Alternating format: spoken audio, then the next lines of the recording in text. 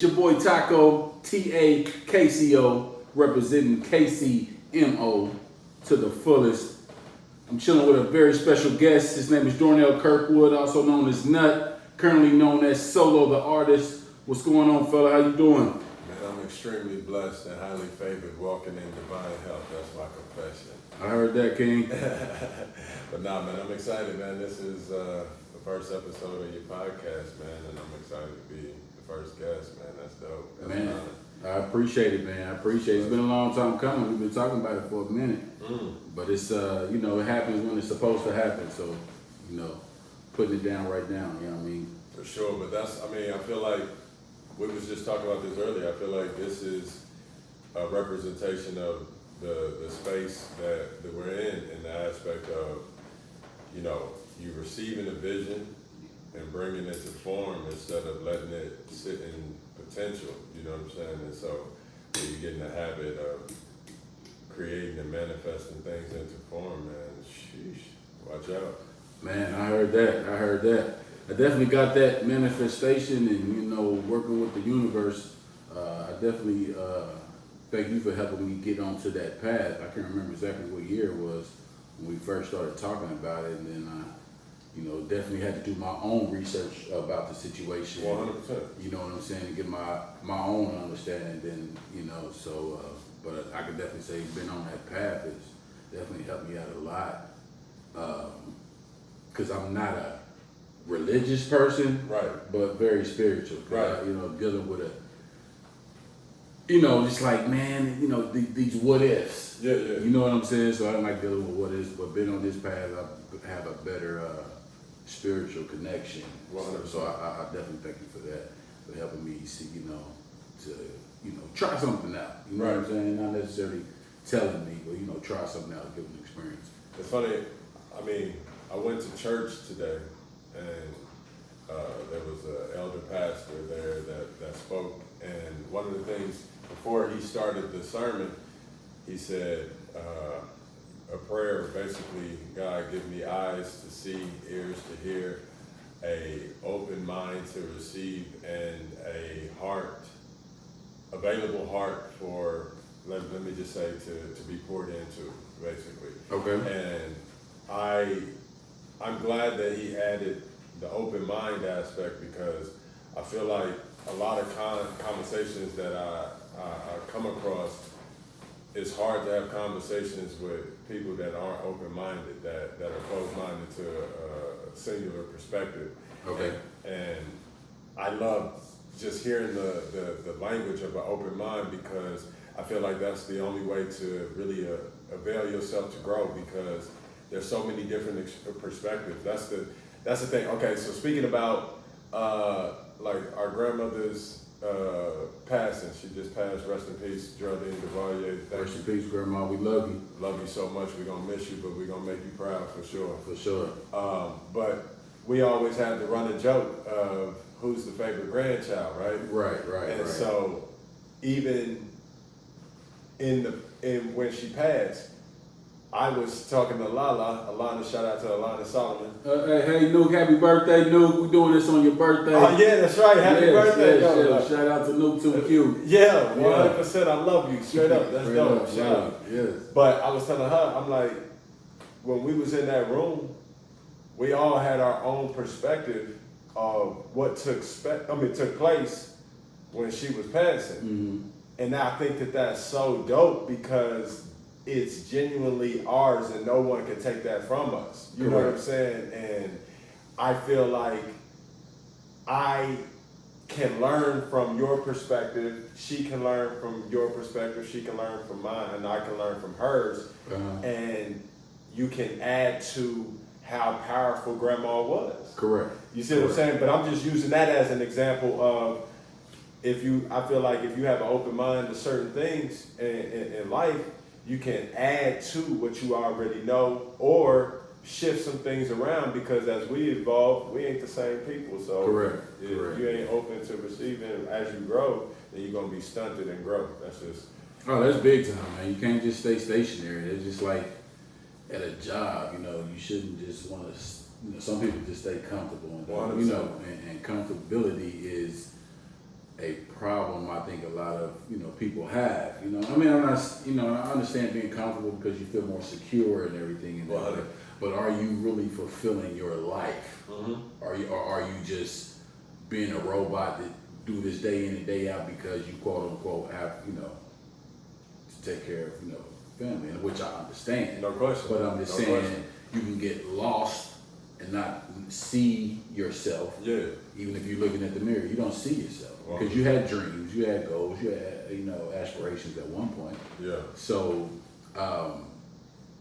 people get into that comfortable stage and just stay lax. You know what I'm saying? So it's very important to stay dreaming big and stuff like that. You know what I mean? Just like what you represent your gear, man. What you got?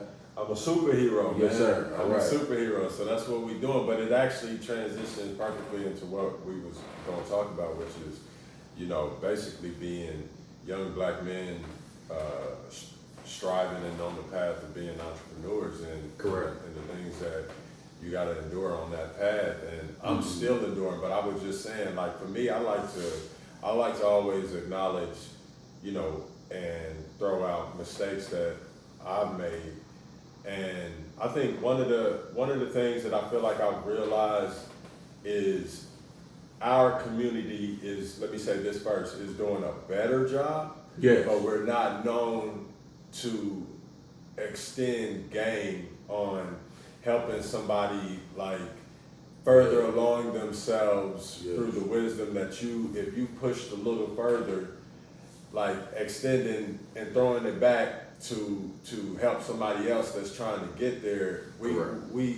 We're like prone to making people learn on their own, and there's nothing wrong with that, but like you can get further a little bit quicker if you are able to get some games that you can already have, that you don't have to necessarily beat the wall to get, you know what I'm saying? So anyway, I feel like for me, one of the first things I learned, I would say in the modeling game, that's one of the first lessons I learned because I was overseas playing basketball in Denmark, and I come from Kansas City, Missouri, where I didn't really... KCMO, shout out. 100%. Where I didn't know like what to do to make sure you treat yourself as a business when it came to the modeling game, because all I was focused on at that time was basketball.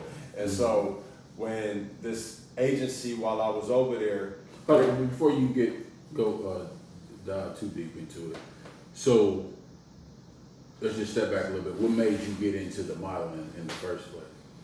I was dating a girl at the time down in Florida, and she had a modeling agency. It was like triple thread or something. She had multiple things that she was an agent on, and she constantly kept telling me like, yo, Darnell, you missing a lot of money on modeling because you got a great smile and things like that. And again, from here, I never really seen modeling, and modeling wasn't supported. It was actually, made fun of and things like that. So I didn't really have any confidence of like, yo, what she talking about is legit for me. Right. You understand what I'm saying? Correct. And I didn't feel comfortable like taking pictures in that type of form and fashion. That just wasn't my thing. Right.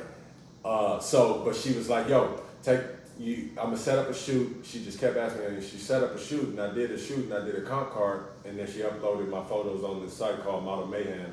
And then when I was over there playing basketball, this was right before I left to go play in Denmark, but when I was over there playing basketball, this agency reached out to me, and they was like, yo, we want to do a shoot with you. We see your profile, we want to do a shoot with you. So they sent the ticket for me to come do a shoot. And at that time, I didn't have an agent, but I honestly thought I was getting over on them because... Okay, go ahead. Because I thought that all the marketing of models and stuff was from this little town in LA called Hollywood, or from New York, or from Oh, so you thought, I'm from Kansas City. They think I'm from over here. They think that just because I'm an American over here. Correct. And then also it said, because you put the location where I did the shoot was Miami in Florida. So it said Miami, Florida. So I'm like, they think that I'm one of these guys that's working in the industry over there in America because I had, again, limited perspective, but and knowledge on the game, but they did this shoot and I'm like, oh my gosh, they gonna pay me to take some pictures? That's crazy. And so, that was just mind blowing to me. So they did it and the pictures came out dope. And then they was like, yo, we want to do 3 more shoots. So they set up 3 more shoots and I think I did like 4 total shoots. And then I remember at the end of one of the shoots, I was like, yo, so why are we doing businessman? I was a businessman and they did like different shots of me as a businessman. Then they did different shots of me as a student with like a backpack and everything. Then they did different shots of me as a doctor. And I was like, why are y'all doing these, and the athlete, why are y'all doing these specific shoots? Because then another female model came in too. So they showed the analytics, because this was stock photography. So under stock photography, the top things that are bought are businessmen, doctors, students, and athletes. And so that was the top 5. And so they hit all the top 5 with me.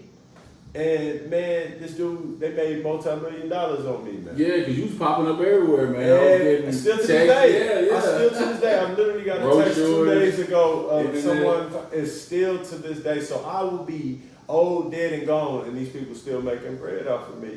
But it's because, this is the point of what I'm saying, it's because they had me sign a contract where basically I gave my rights up to my images for the rest of my life. And if you really think about that, that's crazy. That's crazy. But I didn't have an agent to be like, which I know they say the norm of stock photography, that's kind of what at that time, that's kind of what the contracts was like.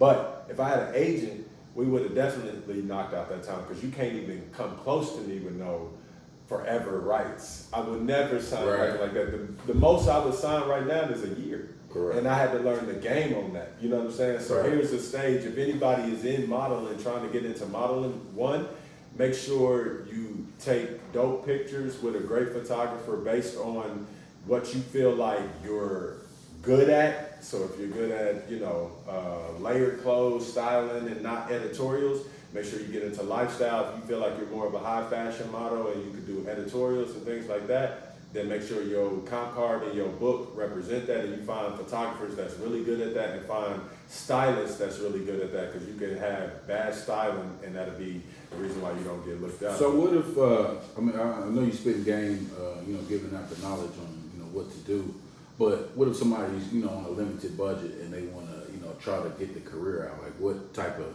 steps, or what would you recommend somebody on a, say, $500 budget trying to just get exposure, or Man, that's a great question. I mean, honestly, I'm probably one of the worst to actually be an example of this, but I would say utilizing your iPhones or your new phones. Studying, go to YouTube. YouTube all the time. Hey, YouTube University. There's no excuse. All day. Find out proper angles.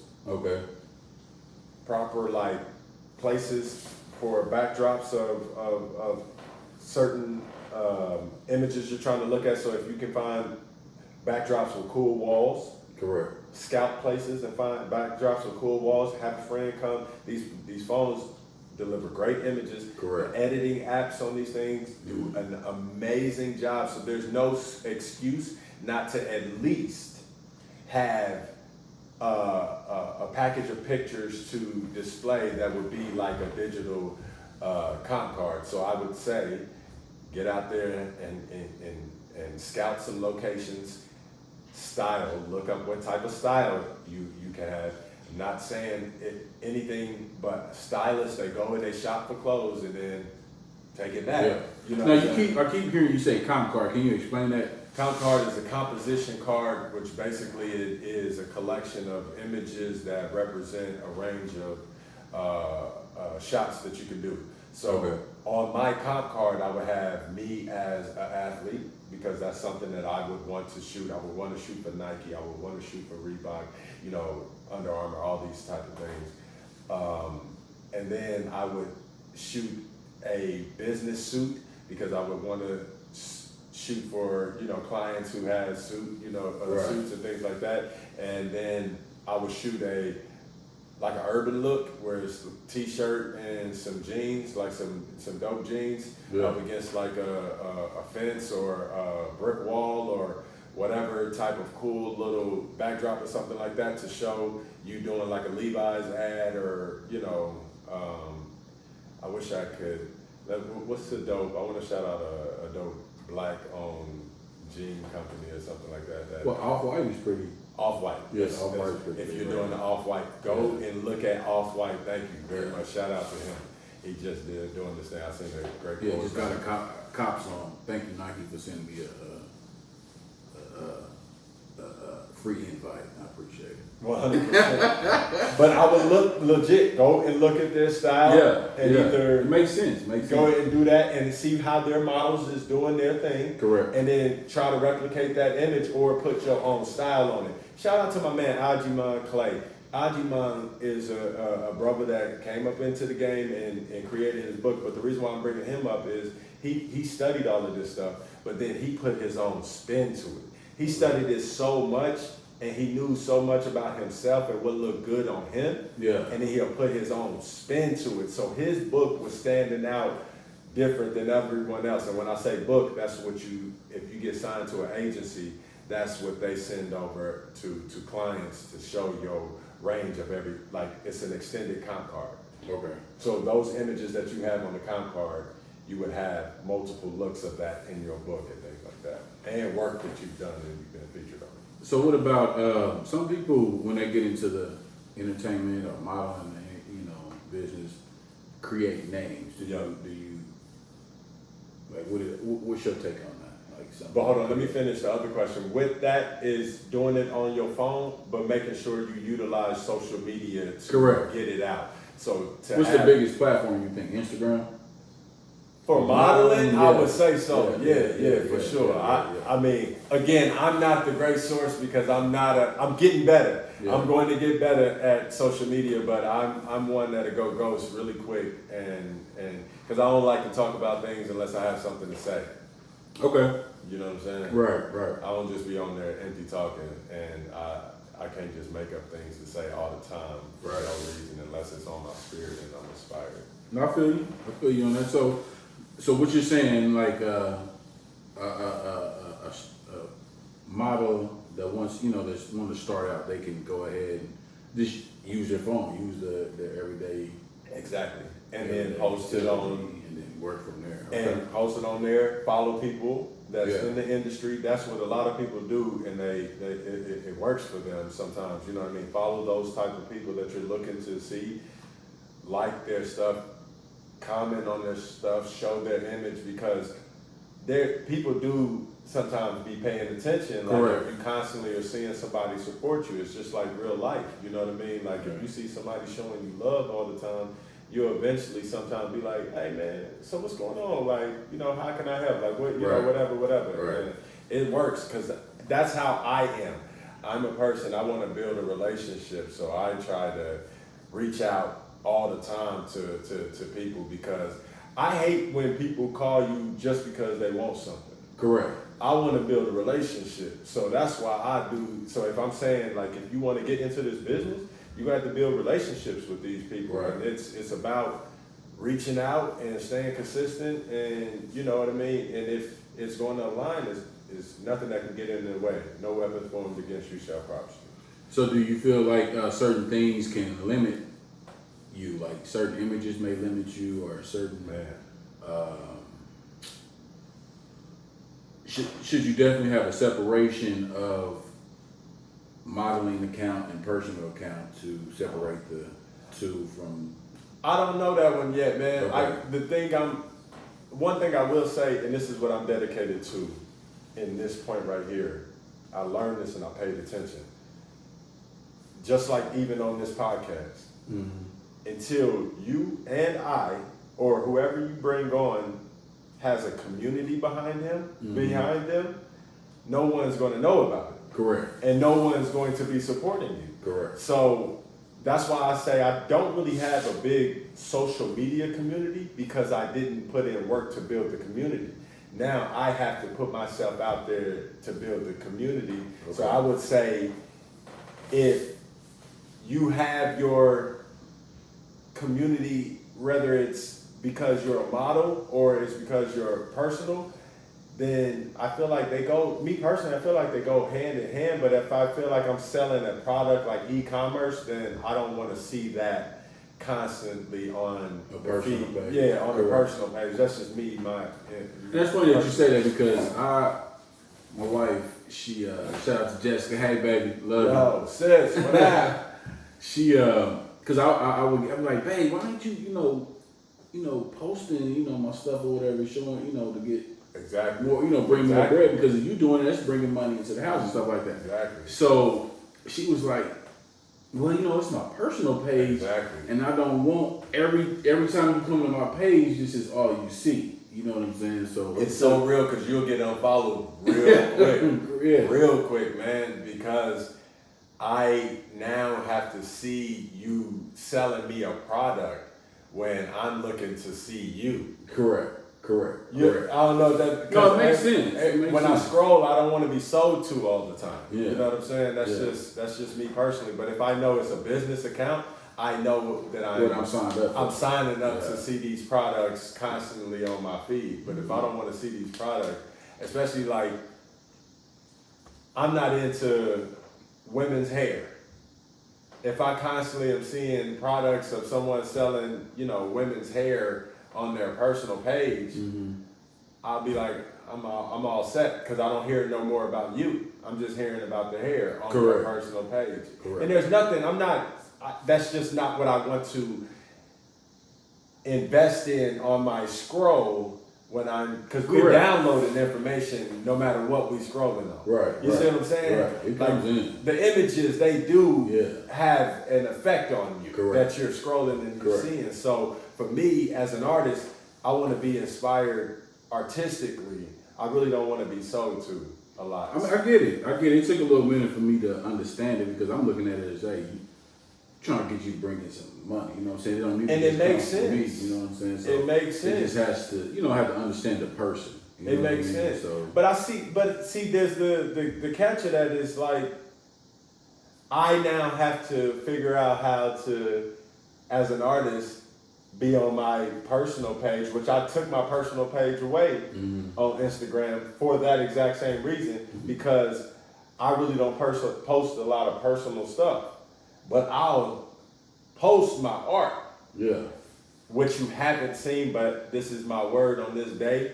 I'm going to start sharing the art, and I'm building a community, and the journey has been in the cave, but now we're going to bring it out and start telling that story.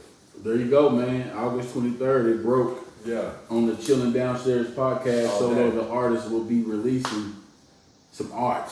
Yeah, man, we're gonna start telling that story, bro. Okay. What about you, man? Like, what have you, like, what's a story for you where you've had to learn something, I guess you want to say ignorantly or the hard way, or, just had to grow from something? I don't want to put no negative tone to it.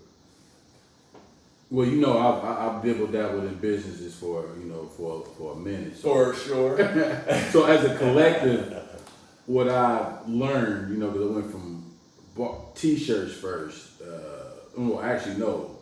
Recording. We had the label Thoroughbred Entertainment, so we was doing music, recording music, doing then I did T-shirts, then barber shop, and employment services, stuff like that. So as a collective, the thing I've learned is to understand what is there for you and not what you're trying to make happen instead of let happen.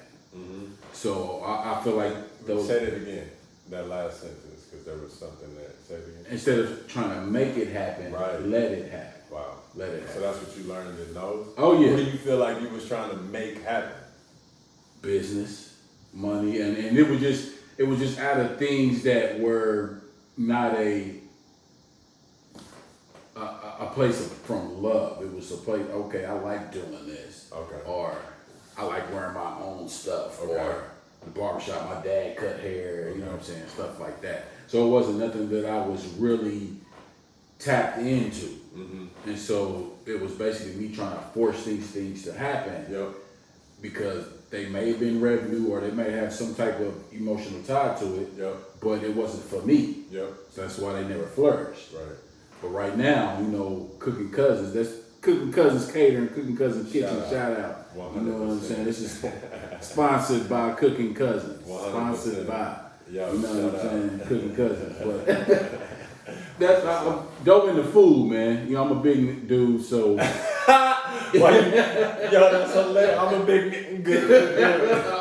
I'm a big dude, you know what I'm That's saying? hilarious, yo. Yeah. I'm trying to cut back from using. I feel it. Trying to. It's hard. I feel it, man. I really do. I've been on that same tip. Like, that's what I was mad about yesterday because I used it a lot and I was mad, but it was because I was mad. Correct. Yeah, I'm trying to use that negative connotation, trying to replace it with like king stuff or and it's conscious though. You feel it though, right? Oh, yeah. Like you feel like you shouldn't be saying it no more. Correct. Is that like, the feeling? I don't know how to explain it. It's especially being a parent. Okay. You know what I'm saying? Especially for that. sure. Yeah, you know what I'm saying? So they don't. Bro, it's sissies, man. Yeah. They'll pick up like that. Correct. So wow. I try. That's what try to remove cussing. Shout out to him. Oh yeah, shout out Chase, Khalees, Petty, which is my girl Kaylee, and then my boy, my oldest, Cameron. Heath Jones in the Little place. Man. Yes, sir. Shout out to them. My fault. Go ahead. You know what I'm saying? That's my world right there all day. 100%.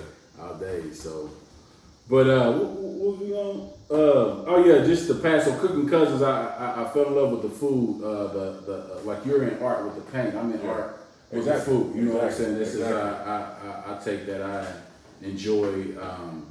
I've always been the one to. And it was funny because I was talking to a fan. I was telling I don't follow directions. No. Yeah, I mean, as far as like a recipe. Okay. You see what I'm saying? I agree. So you might tell me, oh, it was pepper, da. Okay, cool. But I'm about to put my stank on it because I'm gonna have to put my life to it. You know what I'm saying? So I've always been that way with that food and drinks, and so what got me into it. One time we had a function over at the crib for Christmas. I think it was the Christmas Eve. And me and my cousin Mark, shout out to Mark Solomon. We did the food. That's and right. everybody loved it. Everybody loved it. That's yeah. right. And so I hit up Mark and I was like, bro, man, I'm like, fam, we should try to do something. You know what I'm saying? Just do some catering and actually we was like, let's just sell some meals. Yeah. So we started at a barbershop. We started selling meals at a barbershop, sold out first day. And so we were just selling out, just like consistently, man. So I was like, man, something's going on here. This is the one, you know what I'm saying? Because people, it's nothing like to see the enjoyment of somebody enjoying something, a product of something to share. Yeah. So that was just like a high for me, you know what I'm saying? So just kept going with it, and then we end up getting Coca-Cola calls us. Coca-Cola was like, hey, we got a catering event, right? And we don't want to use big corporate people. We want to give the little people a chance, the small businesses, and thankfully I posted us up on Yelp, and she scrolled and seen us on Yelp, and she's like, I want to give you a try. Can you do a tasting? You know what I'm saying? Can you prepare a couple meals? Just a couple meals. For personal meals for us to try. So, we did that, and they called us and we want you to cater, it's 150, so we want you to do 2 shifts, a shift in the afternoon and a shift at night to do that. And so, man, that was just like a real sign. That was like the signature. This is it, you know what I'm saying? And so, unfortunately, Mark and had to step back because he had to focus more on his day-to-day, job, and which is understood. It's not, everybody can't, do that. So which was understandable. I kind of felt some type of way at the time, but You just gotta understand, hey, that was just a path to get that name. Yeah. You know what I'm saying? Because that name is, you know, it's worth something. So it was a path to get that name, and then, you know, to have that experience, and then we bonded during the time too. So it was, we gained a better relationship. So, you know, it got its pros and cons. So, but long story short, just still doing that with the Cooking Cousins, flourishing on that. Got a commercial kitchen about to pop off, man. Shout out to that. Oh man, Cooking Cousins Kitchens, man. So we're gonna have a commercial spot where people can come in and cook their food, man, legally. So you know, if you want to be a caterer, you gotta have a legal license. Right. You have to be officially licensed. So these are the things you've learned. Correct. It's all of those things that is needed to build this business, which I think is, to me, is dope, because before this you didn't know.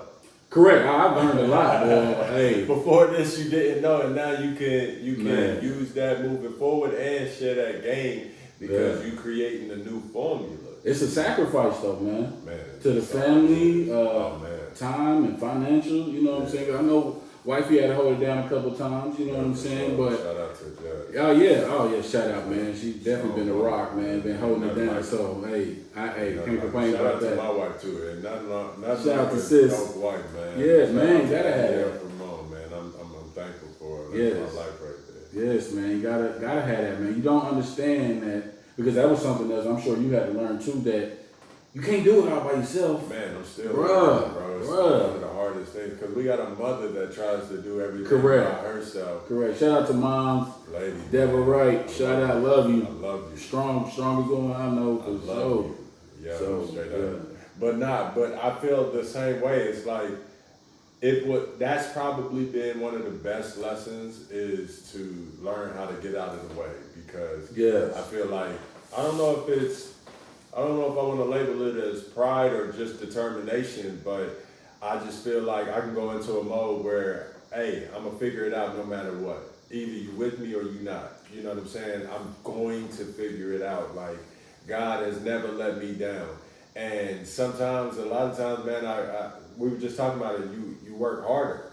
You work harder sometimes, just being in that mind state and staying in that mind state, instead of just saying, yo, God, help. Correct. Help bring somebody here to bring, the information I don't know, or remove me from what I'm not supposed to be doing. All of it. Yeah. You know what I mean? Help, basically, like you said, help. And that's a hard word to say for a lot of men. Is help. Correct. And so,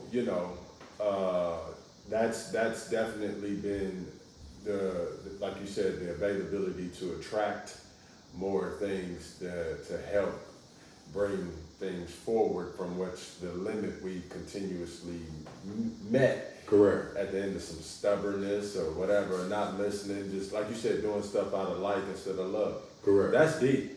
Correct. I think we do that a lot. Do a lot of things. I try not to do it as much anymore. I've tried to be more disciplined about, like, just literally listening in every moment through the heart, which usually guides me through love. Correct. Because I fill my heart with love. Yeah, it's just, you have to, if you're doing a lot of stuff you like, you're going to probably get burned out on it quick. Man. It's not going to be, you're not going to put as much effort into it. It's just. You are an example of that. After you correct. said all the stuff you've done. Correct, bro. You showed how you get burned out on some light. So that's your lesson on the entrepreneur joint for sure. Because I can say from the outside looking in, shout out to what Jess said, you did create a difficult scroll for yourself when you were moving through the business. Right. After the barbershop, you know what I'm saying? That's just, if you're being honest. No, right. As your friend, you're like, okay, you got a different scroll down and a different product that you haven't, but Cooking Cousins does feel different, and it has felt different from the inception. And, like I said to you, I even hear a difference in your voice when you talked about it from the beginning. You know what I'm saying? And so now the fact that you're opening up a commercial spot, bruv, and you actually have no excuse. You got a space to work out of and create and feed people's bellies and bring in other opportunities for people to make money, for other people to feed their bellies and have a great experience and take care of their family. That's dope, bro. Yeah. Like that's beyond just letting it sit there, and clearly you've been getting out of the way, because I personally feel like this is a huge thing, man. Man, appreciate it, man. Shout out to God, bro. Appreciate it. Yeah. Appreciate it. Shout out to God. Straight up. It's been a hard road.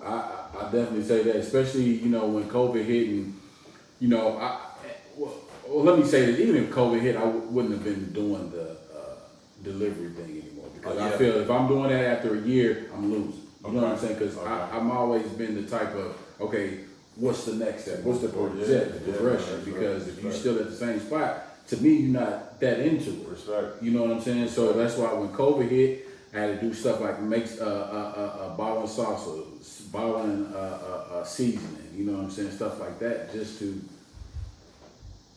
brand out. Different extensions. Let you know, okay, we're just not in this box. We're not this person that's just here for the moment. Yeah. You know what I'm saying? So I had to learn a lot about stepping back to not promoting a lot of stuff right off hand. Yeah. You know what I'm saying? Until you set in stone. Because, and then not only because it's not, finished yet, not because you don't have a finished product, but you letting people into your world that can put that negative energy out there and try to diffuse or deter you from fulfilling your goal. 100%. You're like, oh, that's too hard. You ain't gonna be able, you know what I'm saying? Which is crazy. You know what I'm saying? That happens. Yeah. So sometimes you can get swayed from fulfilling your dream just because somebody else is not confident enough to do what they sell. Shout out to Dave Chappelle, because he definitely said that whole bit in that joke that I'll never forget, is if you really have a dream about something, can't nothing get in your way. No. That one thing where he said, I don't know, it was a Louis C.K. joke about the lady saying that after she saw that, she didn't want to be a comedian no more, and he said, well, I don't think you were a comedian before. Right. Basically saying, like, there's no way that seeing that would take you off your calling. Correct. And then he turned it into, like, you think if somebody pulled out their joint in front of Martin Luther King, he wouldn't have been Martin Luther King anymore. You know what I'm saying? Right. And so I get that, and that's what I'm saying with you. Like, you gotta sometimes protect that, but at the end of the day, can't nothing like that get in your way. Correct. It's called for what you called to do. But that's sometimes you need to protect yourself. That's what I'm saying. You have to. Yeah. Because especially when you're in the inception stage. Correct. Because you're vulnerable at that point. You don't know what you're doing, bro. Right. Like, I'm gonna be honest. I will go on record. I have no clue what I'm doing. I have no clue what I am doing. I'm figuring it out as I go. I'm being my right hand up to God. Let's dive into it. What you figuring out? What you got going on right now? What is it? And what I mean by that is I'm transitioning into a new career. Okay. That I feel like has always been there, but I've never been able to articulate it. And I never really understood why it was there. That's the best way I can explain it, because I've always, when I used to walk into, and still to this day, when I walk into people's house, one of the first things I do is I look on their walls to see their art and their paintings and their pictures or like sculptures or whatever. I used to really, really love pictures though. Like, I didn't want to be a photographer, but I appreciate like vintage pictures. Like if someone had black and white. Oh my gosh, like old school pictures of like people back in the like 20s and 1800. Oh man, that just stuff like that used to just do something to me, and I used to appreciate it. Or if I see like a dope painting or abstract painting, it was always like questionable to me. I mean, like curious to me. But anyway, I had a friend, shout out to my man Greg Christakis, man, in Florida. He was like one of the first artists that I met where I already had like a personal relationship with them. Okay. To where you can ask questions beyond the uncomfortable, like how far do you go? Like if you're a well-known artist and I just come up to you, I'm going to get maybe one or two questions out of you, and they better be some great questions. I read this book and how important questions are, so that's why whenever I approach people, I make sure that I have proper questions that's not gonna waste your time or mine, right? Okay. So anyway, if you have a friend that you can go beyond those questions, that's when you get real information. So I would go over to Greg's house all the time, and I'd be like, yo, Greg, whenever you painting, man, just call me. I just want to come over and just watch you paint. Because I thought, I literally was like, man, this is the dopest thing ever, that you get to just wake up and create, and where do these visions come from? Like all of these things, and I just couldn't, I was so blown away. And he was, patient with me and supportive, and he thought that I was tripping how much I loved what he did and admired what he did and things like that. Okay. And so I remember him telling me one day, he's like, Darnell, you can be an artist too. Like, I didn't go to school for this or nothing. This is just something that I'm doing, and I feel like I got called to do, and I literally can't live without creating. Okay. And he's like, you can do this too. And when I first heard it, I was like, bro, no, I can't. I gotta pay my bills. This is when I'm modeling and playing basketball. Right, right. Art. How? Correct. How? What do you mean? How am I gonna take care of my family? You didn't see that vision at the time. How? I don't know how to even do that. Where do you start, Taco? Correct. What do you do? Like, how do you say, no, you're not going to go on a modeling casting anymore because you want to start painting, and modeling is paying for your bills, Right. So anyway, shout out to Greg, because he did give me some insight and experience before, the inception. But then I got, when I moved out to LA, my goal, just like how you got down here, you put your own energy up on your walls. So every time you come into the space that you gonna spend time at, all of these things give you the energy that you need. Correct. I don't know if you did that consciously or if it was just it was definitely something thought out, but I'm switching this one back here. Put my little man pick. Oh. The NWA. The NWA, yeah, for sure. You can put that one over there. I'll put that, you know what I'm saying? So y'all, but I definitely. So that's what I want. This was my first time having my own spot, because I shout out to the Walsh family down in Florida. I had people that looked out for me while I was in Florida, and then when I was overseas, we had roommates, and I had roommates, whatever. But this was my first time, so it was a big accomplishment to have my own space, and I wanted to create now my own energy. So I just went to Michael's and picked up it was a 20-pack canvas thing, and picked up some paint. Had no clue what I'm doing, and I'm like, man, let me just create something. My goal was to fill up my walls. Okay. And so I did that, and I ended up. What was your first paint? What was your first one? My first one out here, I think Danny will say it was this loaf of bread. Loaf of bread? I swear. Okay. Honest. Okay. That's what she would say, but I think it was something else.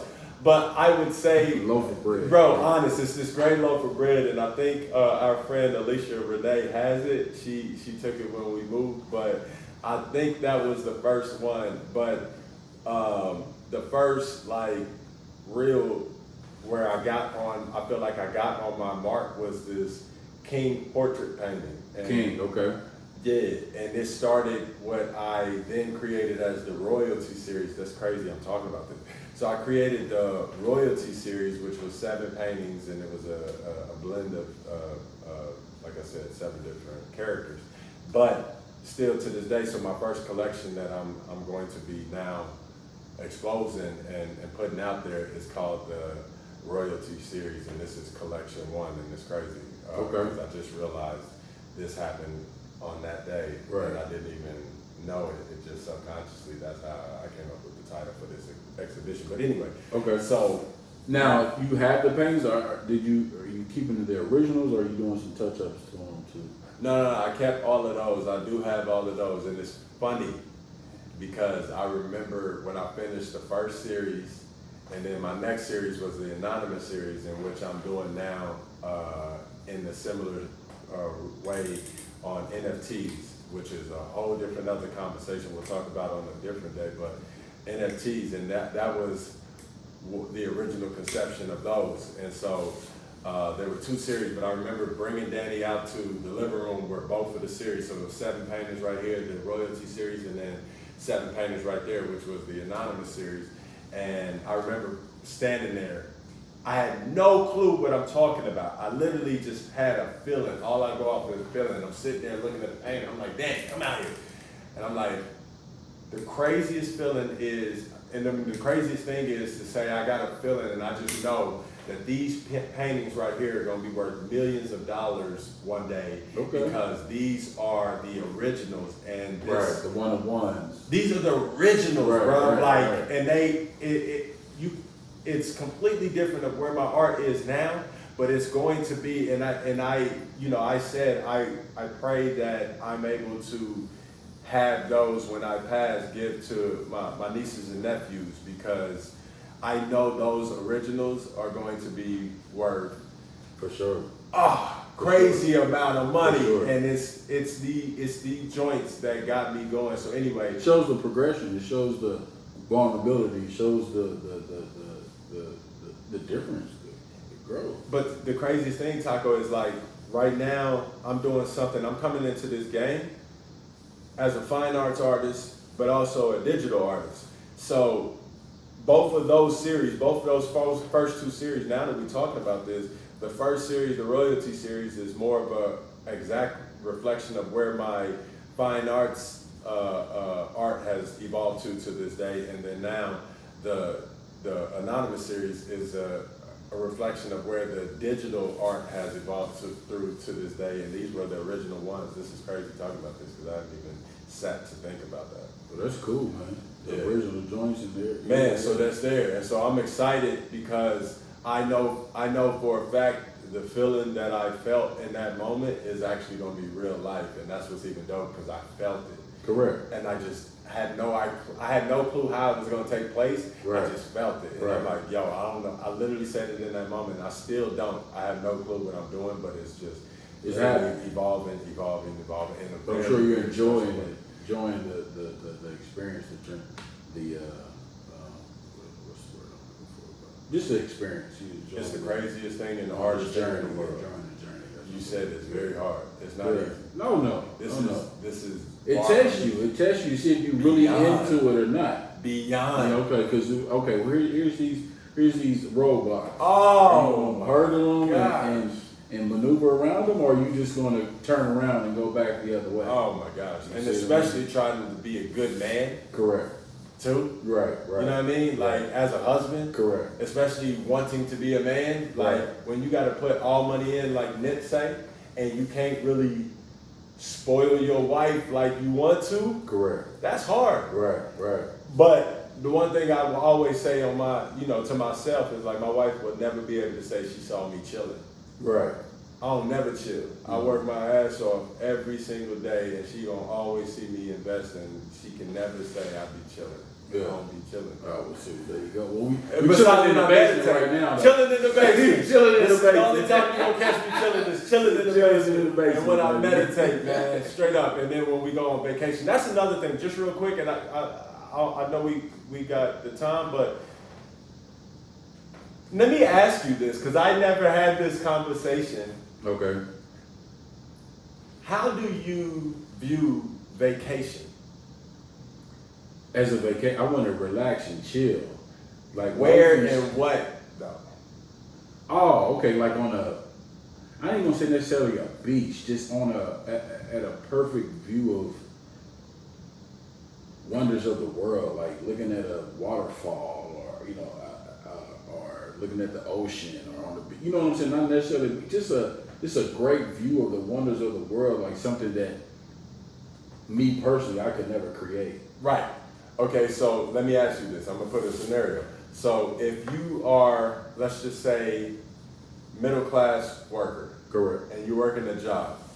Okay. And you have 2 weeks out of the year for vacation. Okay. And you take 1 week for a vacation. Uh-huh. But you have a laboring job. You don't have a coast job. Correct. You have a laboring job. Uh-huh. When you taking that week off in a middle class situation, okay, let's make it where we're at. middle of America.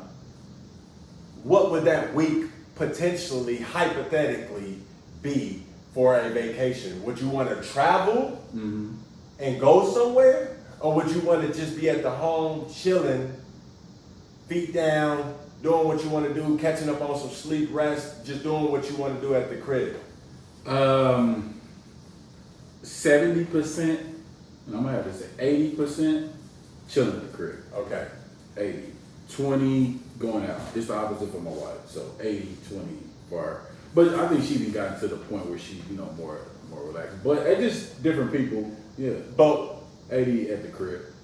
But why have you ever been a person that actually went to a vacation and just went somewhere for a week at vacation and just chilled? No, it was always agendas. Correct. That's what I wasn't tripping. So me and my wife, we got into it. It was a monumental, I don't even want to say got into it because it was a moment of learning, but it was a monumental debate in the middle of the street before we was about to go to our first trip together. Okay. And funds was low at the time. Didn't know where the next month joint was coming. Actor, bro. Yeah. Trying to eat. Got the apartment. We set up a vacation. My wife is great. She lived her life going to vacations all the time. She looked forward to them. I've never been on a vacation before then. So she was like, yo, I'm so excited to go on this trip, aren't you? And I was like, sometimes I'm too honest at the wrong times for most people. But I'm like, honestly, I ain't looking forward to be laying on the beach because I got to figure out how I'm going to pay for this. Right. I have to figure out rent. I'm going to be thinking about what I need to do when I get back to take care of us, or at least attempt to. You see what I'm saying? Right. And that's such crazy thinking. It's like you're going to be on vacation to find out what work you can do when you was doing all kinds of work when you were broke already. You know what I'm saying? Going into the situation. And so I was like, man, I remember seeing people that worked. When they got on vacation, they was just ready to go to the crib, and they stayed at the crib for that week, and they wanted to relax, sleep, do their thing. I never really heard a lot of vacation talk of going somewhere, sitting by the beach in the pool all day, doing all these relaxing things. I didn't even know, but and shout out to her because she flipped it. She's like, yo, you always talking about God and having faith. What if God says, go here, trust, have faith, relax, and watch what God do? And sure enough, we go on the trip, and I'm like, you know what? I felt the power of God in her voice right then because she checked me with my own stuff, which I appreciate. She held me to my own standards, which was different for her at the time because it was already even a conversation about Catholicism and Christianity or non-denominational and the different practices and how we wasn't understanding. But anyway, so that type of thing, she challenged me with my own stuff. So I'm like, yo, I'm a man of my word. You're right. All right, let's see if see God show up. Soon as I land from the vacation, first time ever taking a vacation, chilling, bro. I left my phone in the hotel room, and I just sat by the pool and stuff with her, and I'm like, man, this is different. This is cool. Like, man, this is straight. Soon as I land, bro, because we went out of the country, and now all my emails come up. I had 2 auditions, and I hadn't had a TV audition before at that time. I had just gotten a new agent. This is my 2 auditions, biggest ones that I got, and I ended up booking one of them. Oh, dope. It was the first joint in LA, which was Scorpion. Okay. And I booked Scorpion. That was on CBS. Yeah. And that was my first guest star joint. And man, when I didn't know how I was gonna pay the rent, that joint gave me my first LA credit, and it was all off of. Well, she spoke it into existence. Man, but that's what I'm saying. I had to learn and listen and be available in that moment, just bringing it back full circle. And shout out that I needed help to see a different perspective because I was just like a hamster wheel, just going, and I needed to just break and sit still and watch God. I was getting in the way. Yeah, I was getting in the way, and so it shout out to that moment because I was questioning the whole thing. I was like, why did I feel this way? And I was like, oh, because we never seen that. Correct. We never had conversations of people doing that. And then, so her perspective was completely different than mine. And that's why we didn't meet each other on the excitement of the vacation, bro. Right. Because so many things get let down. You can have this plan. I never believed anything until I was actually on the plane, strapped in, and we got in the air. Right. Honest. Right. You would never get me excited. When I used to date girls, they'd be like, you know, whatever, why don't you ever be excited? I'm like, until it's actually taking place, I'm not getting excited. I think I let down too much of you know, wishful thinking so much, man. Yeah, you can get caught up in that, man. For sure. Easy. Like counting your roosters before they hatch. Yeah, man. Hey, let's end it at an hour. So what you got in the last 5? Like how you want to wrap this joint out? Let's wrap it up, man. Talk about family, man. Shouts out to grandmas. Both grandmas. We lost, you know, both our grandmas this year, man. Real. So just gotta just shout out to life, man, and enjoying it and living it and enjoying your peoples and you just never know, man. You know, both of them lived long lives. Don't get me wrong. 80s. Yeah, both of them. Don't get me wrong. You just, you know what I'm saying. You just never know. You know what I'm saying. We all have this, especially when you're young. You have this vision of, I ain't never gonna die or whatever the case may be. You feel indestructible and stuff like that. But shit, we human beings. You know what I'm saying. So let's talk about life, man, and like, you know, what some experiences or memories you have. Give your favorite, like one of your favorite grandma stories. Grandma Solomon Vardy. Let's see. Well, I said one at the funeral about when she still whooped me when I was sick. That was definitely. You got a whooping while you were sick. Yeah. Well, I used to love, and that's what made me, because once I seen her doing it all the time, when I grew up and I got a house, when I wanted a house, I was like, man, I want a porch. I still don't have it, Jim. I got a house, thank God. I got a house, a lovely home. Don't get me wrong, but I've always wanted a porch because of grandma. Man. Because she used to sit on the porch and just, it's just so enjoyable, you know. And oh man, I always wanted a porch. Yes. In the house is the porch. Yes. Did we have? My podcast was supposed to be porch talk, so because we be on the porch, and my porch in LA has never let me down. We had a porch talk. It never lets down. There's something about that porch. So I agree with you, and I definitely agree. My grandmother set the foundation for that. So loved it. She loved it. She always say, you got. I'm like, Grandma, why you always like sitting on the porch? She's like, oh, you gotta keep an eye on these Negroes out here. Legit. Grandma was watching. She was neighborhood watch. She was the first person I people watch with. Yes. Just look at her. Just look at her. Look. Be quiet. Like we be getting it in, man. Dang, yeah. So that's funny, man. I think now I'm gonna change it from porch talk to Geraldine's porch or something. Man. I gotta put her name in there, man, because that's actually why I love the porch so much. Growing up on that porch with grandma, man. Boy, she always. The reason I gotta have a porch because of grandma, man. She always had a nice one that she would just post up on. You know, as far as the, you know, when we came into the, you know, the picture or whatever. So I don't know what happened before, but even on 19th Street. That's what I'm saying. 19th, yeah. That's what I'm saying. That's where it started. Yeah, that porch was lovely, man. And they had on that rocker porch. Yeah, that rocker. Man.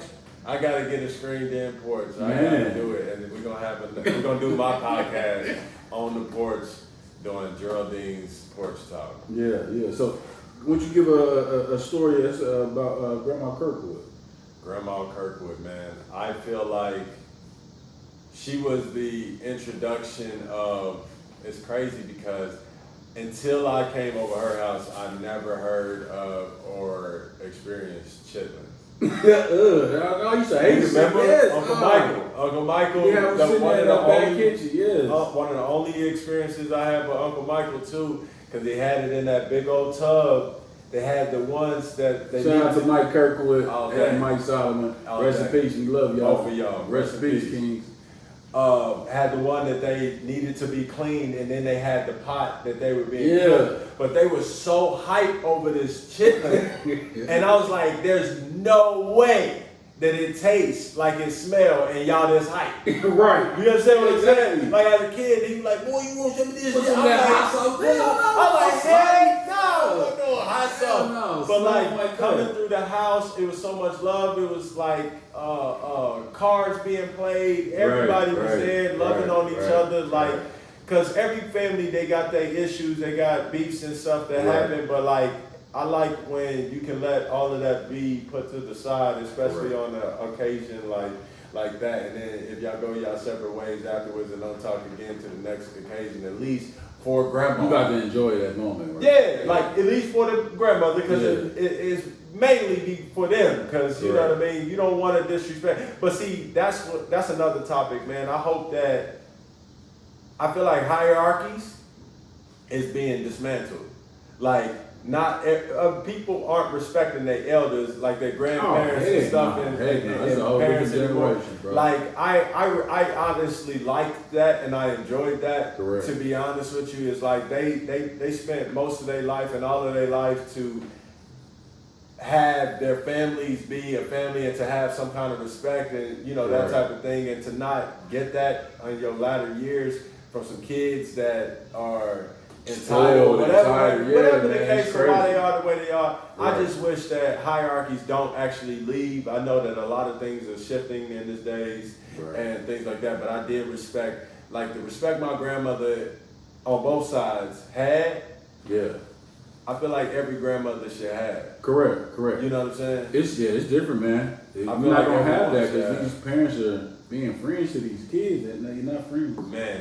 Not friends. But I am thankful to be a friend with my mother. No, right. But it's a difference. I wouldn't do that. Yeah, because I was a friend with now. Yeah, now. Right. You're saying as a kid, definitely not correct. As an adult, like, and I just talked to mom about that today. I was like, man, I'll never forget when we actually became friends after I left Kansas City. Correct. I was like, that was one of my favorite times because I finally got to actually get to know you and have fun instead of always be on. Military stuff. Oh my gosh, she was so strict. You know what I'm saying? But I'm like, man, I'm so thankful for it because, man, that's like my best friend. Right. Besides my wife, my mom is my best friend, man, and I'm thankful for that. You know what I mean? I know it's the same. Oh yeah. I know it's like everybody has, you got your own relationship with mama. Exactly, you got yours, It's like I know for a fact.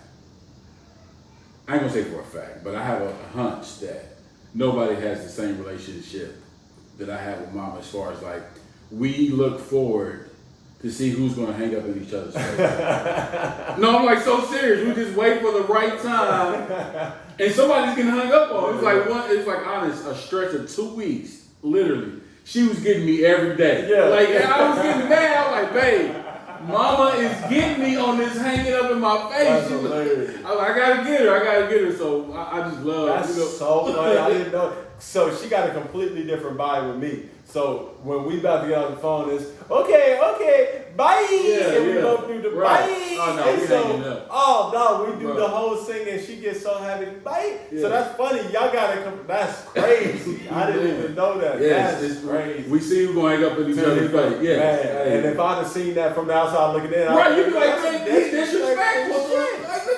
Not to my mama, bro. Hey. Oh, that's funny. That's dope. So, I'm thankful, and I can hear that you are as well, that we got to evolve and be best friends in our own way with our mom. So that's dope. She got 2 dope best friends. Yeah, man. I know I wasn't always the best, so we had terms or whatever, but whole different type of relationship now. That's where y'all at now, man. And I enjoy it to the fullest. Man. You know what I'm saying? That's a great way to end it. Shout out to my mother. Shout out to my mother. Lady. You know what I'm saying? I'm here because of you, and I do everything in reflection of you. Yes. I would hang up on you, but you're not on the phone. Okay, bye. So we're going to sign it off, man. This is Chilling in the Basement, episode 1 with the special guest, your boy Darnell, a.k.a. Nut, currently known as Solo, the artist, man. You got a plug you want to get out? I know you said you about to drop some stuff, man. Give the people some art. You got a plug? I just would say get ready for,